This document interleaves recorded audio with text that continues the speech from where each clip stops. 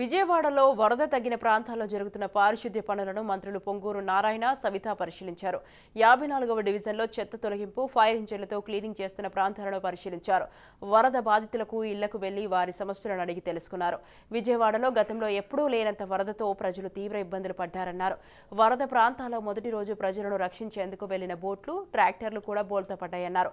వరద బాధితులందరికీ సరిపడా ఆహారం, త్రాగునీరు, పాలు, బిస్కెట్లు, పండ్లు అందించేలా సీఎం చంద్రబాబు అన్ని చర్యలు తీసుకున్నారని తెలిపారు. ఇప్పటి వరకు 80% వరద తగ్గిందని పేర్కొన్నారు.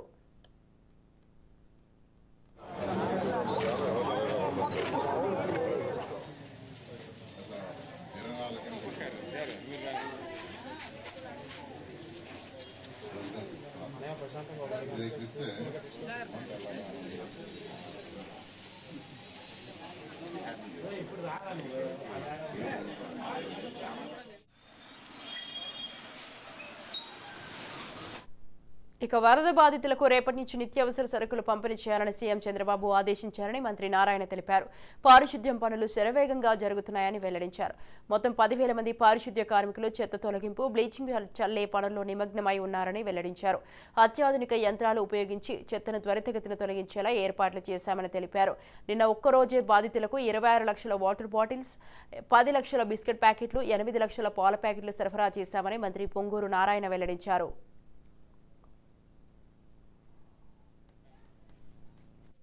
ప్రజలకు ఇబ్బంది లేకుండా ఫుడ్ కానీ, వాటర్ కానీ, బిస్కెట్స్ కానీ, మిల్క్ కానీ, ఇలా ఫ్రూట్స్ కానీ సప్లై చేయడం జరిగింది. వీలైనంతవరకు మ్యాక్స్ అంటే కొన్ని ఏరియాలకు పడవలు కూడా పోలేకపోయినాయి.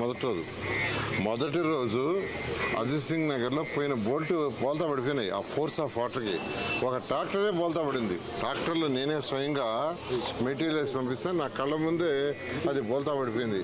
అలాంటి పరిస్థితుల్లో కూడా ఈరోజు అన్ని శాఖలను సమన్వయం చేసి ముఖ్యమంత్రి గారు మిల్క్ ప్యాకెట్స్ పంపించాము. ఇవాళ కూడా అదే క్వాంటిటీ పంపిస్తున్నాం. రేపు నుంచి 8 lakhs 8 లక్షలు, 10 లక్షల బిస్కెట్ ప్యాకెట్స్, 8 లక్షల మిల్క్ ప్యాకెట్స్, 26 లక్షల వాటర్ ప్యాకెట్స్ ఈ విధంగా యాక్చువల్గా పంపించడం జరిగింది. ఇవాళ కూడా అదే క్వాంటిటీ పంపించుకున్నాం. ఎందుకంటే ఇప్పుడు నేను కొన్ని ఇళ్లలో అడిగాను. యాక్చువల్గా వాళ్ళందరూ ఏం చెప్పారంటే మా సిలిండర్ కొట్టుకోపోయించారన్నారు.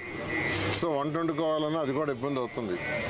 రేపు యాక్చువల్గా వాళ్ళకి రైసు, కొన్ని ప్రొవిజన్స్ అవన్నీ స్టార్ట్ చేస్తారు. ముఖ్యమంత్రి గారు ఆల్రెడీ ఆదేశించారు ఇమీడియట్గా స్టార్ట్ చేయమని.